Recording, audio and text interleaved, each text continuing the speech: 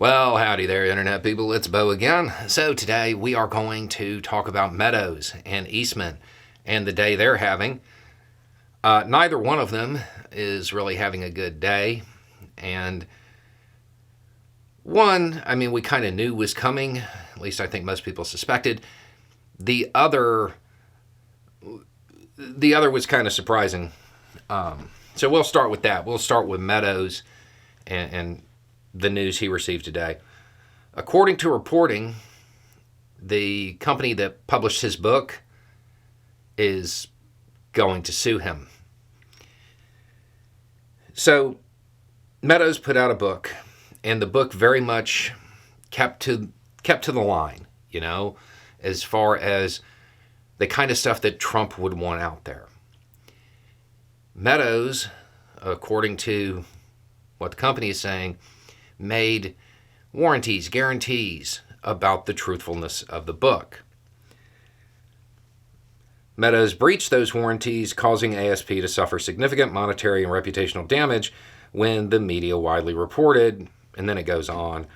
The important part here is that he warned Trump against claiming that election fraud corrupted the electoral votes cast in the 2020 presidential election, and that neither he nor former President Trump actually believed such claims. So basically, the company is saying, according to the reporting, you told us one thing and told the grand jury something else.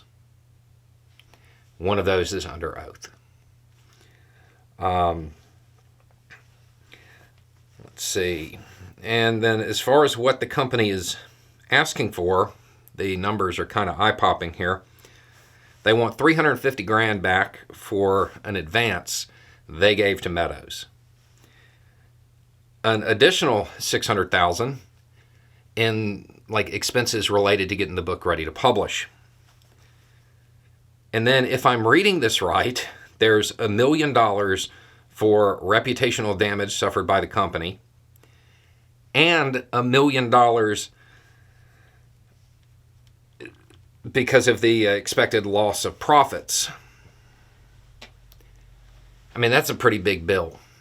That is a pretty big bill. That's something that was probably going to weigh pretty heavily on Meadows. Now, I should note, I have seen it reported that it's $1 million total for the expected loss of profit and reputational damage. That's not the way I read it, but we'll wait and see. Either way, that's a pretty hefty sum with all of Meadows' other legal entanglements, and now needing a lawyer for this. It's got to be weighing, Now, as far as Eastman's been going through a disciplinary thing as far as whether or not he violated the ethics that attorneys are supposed to have. The preliminary finding indicates that he breached professional ethics. There's a lot of people reading into this and how it might impact his decision to take a plea deal. I'm not certain that I would make that jump. I get what the analysts are saying.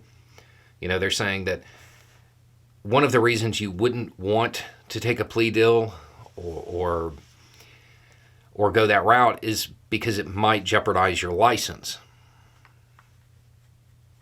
Okay, but at the same time, there's still the whole jail aspect. I don't see Eastman as somebody who, he doesn't seem to have a public record of thinking things through the way other people would. I don't know that you can make a lot of inferences off of the possibility of him losing his license, which I would note has not actually occurred yet. But the assumption that a lot of people are operating under is that that's going to happen, and then it'll impact his thought process on a plea deal in Georgia. It might, but that's a lot of ifs. I don't know that I would go that far yet.